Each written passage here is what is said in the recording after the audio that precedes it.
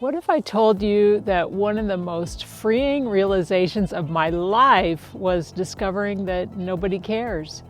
Now, before you think that sounds depressing, stay with me, because understanding this truth changed everything for me, and it can change everything for you too. I'm Lynn Weimar, and today I'm going to share the moment that set me free from the prison of other people's opinions. For over a year, I had been dreaming about running a race. Not just any race, the race to Roby Creek. In Boise, Idaho, where I used to live, it was known as the toughest race. And ever since we had moved to Boise back in the 80s, this race had captured my attention. But I never dreamed I would actually run it myself. I wasn't a runner. I was a mom of 6 kids living in the mountains, and for 16 years I had been either pregnant or nursing babies. But then something shifted. In my late 30s, I started going out for walks on the dirt roads around our mountain home. Just me alone in the silence and the beauty, and it felt glorious. I didn't have any expectations on myself. In fact, I assumed I was too old to run. I had never heard of anyone in their late 30s who was a runner. That just wasn't part of my world. But those walks turned into jogs, and those jogs turned into runs, and suddenly I fell in love with it. The feeling of being outside, the challenge of those massive hills, the mental and physical strength I was building, it awakened something in me. And that race, that toughest race, it became my dream. Now, here's what you need to know. My husband at the time wasn't exactly supportive of my running. The first year I wanted to do Roby Creek, he gave me a flat no. He hadn't been running, so he wouldn't be in shape for the race. And there would be men at the finish line at the post-race party, and he didn't want me there without him. So he told me I could do it the following year because he would start running too, and we would do it together. Well, as it turned out, waiting that extra year was actually a gift for me. It gave me time to really build my base and to train properly, to learn what my body could do. And by the time that second year came around, my husband had long since given up on the idea of running it with me, but I was ready. I was strong, I was fit, and probably fitter than I had ever been in my entire life. I was about to turn 39 and I felt amazing. But here's the thing, even though I had trained hard, even though I was physically ready, I had this other battle going on, and it was all happening in my head. The morning of the race, I was driving down to Boise by myself, and as I drove, fear started rushing in. What if I had bitten off more than I could chew? What if I couldn't finish? What if I was way slower than I thought I would be? I had friends who were excited for me. What if I let them down? What if they thought I was all talk and no action? And then came the really deep fear, the one I didn't even want to admit to myself. What if people laughed at me? You see, I was carrying around a story from high school. I had been on the track team, and the guys couldn't believe how slow I was. They literally couldn't understand how anybody could be that slow and still call it running. 20 years had passed since then, but there in that car, driving to the biggest race of my life, those voices were just as loud as ever. Have you ever noticed how the stories we tell ourselves don't have an expiration date? They just keep playing on repeat year after year until we finally decide to question them. And then, sitting in that car, something clicked. I suddenly realized nobody is going to be at that finish line laughing at me.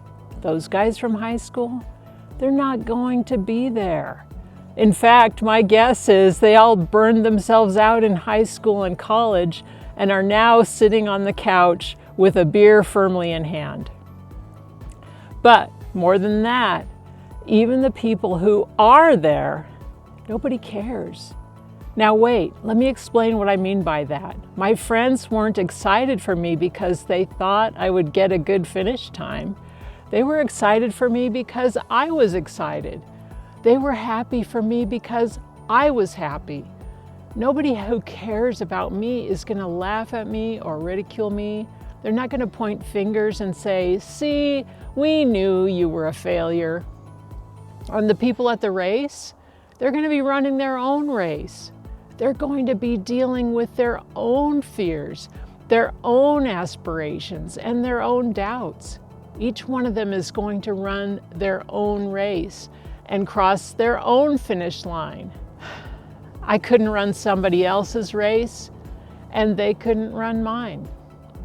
At that race, I would be just another runner in a sea of runners, and nobody was going to be focused on me. Nobody was going to be judging me. The only person who was judging me was me. And suddenly, all the pressure I felt just melted away. Nobody cares. And that realization changed everything. I understood in that moment that this was only for me. Nobody was putting expectations on me except myself. And here's what's so freeing about that. I could finally just show up and do my best. Not to prove anything to anyone and not to avoid embarrassment, just to run my race. You know what's interesting?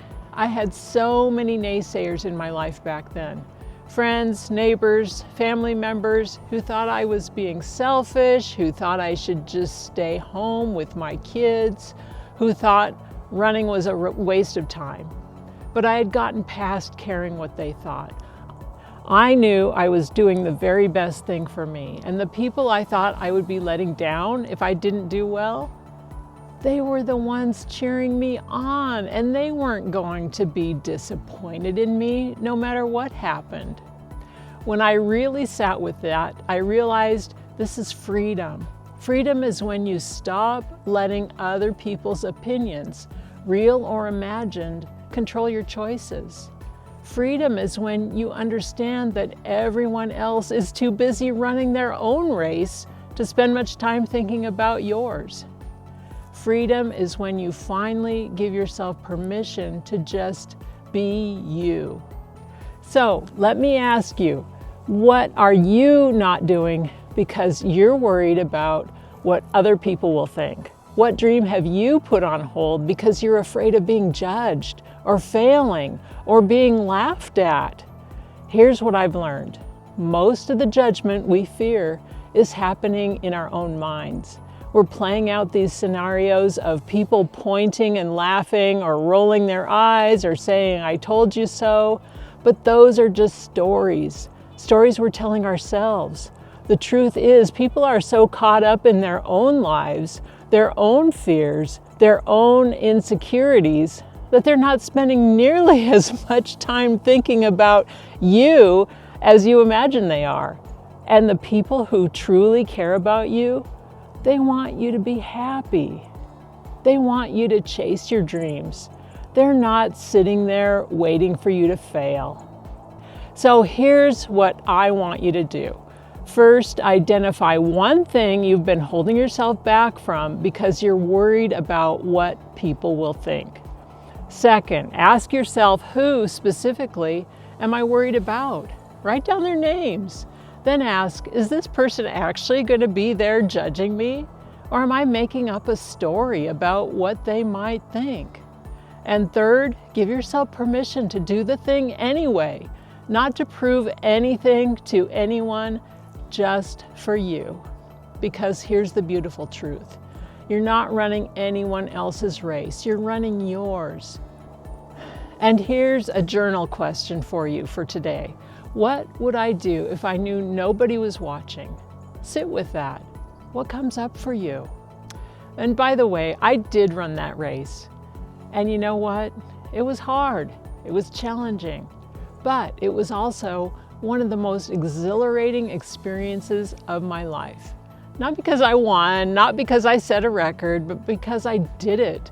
I showed up for myself, and nobody laughed. Nobody pointed fingers. In fact, most people didn't even notice me because they were too busy running their own races. I'm now in my 60s and I'm an Ironman finisher. I completed my first full distance Ironman at 63. I've run that Roby Creek race probably 13 times, and every single time I remember that moment in the car when I realized nobody cares. And that set me free. So whatever race you're running, whether it's literal or metaphorical, I want you to know you don't need anyone's permission.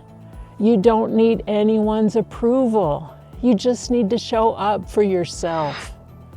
If this resonated with you, hit that subscribe button. I've got so many more stories and lessons to share with you. And comment below. Tell me, what's one thing you've been holding back from doing because you're worried about judgment? And if you're ready to start training for the life you deserve, mentally, physically, emotionally, grab my free guide, 3 Secrets to Being Fit Beyond 50. It's in the description below. I'll show you how to rewire your relationship with food and exercise and develop the kind of self-talk that supports your dreams instead of holding you back.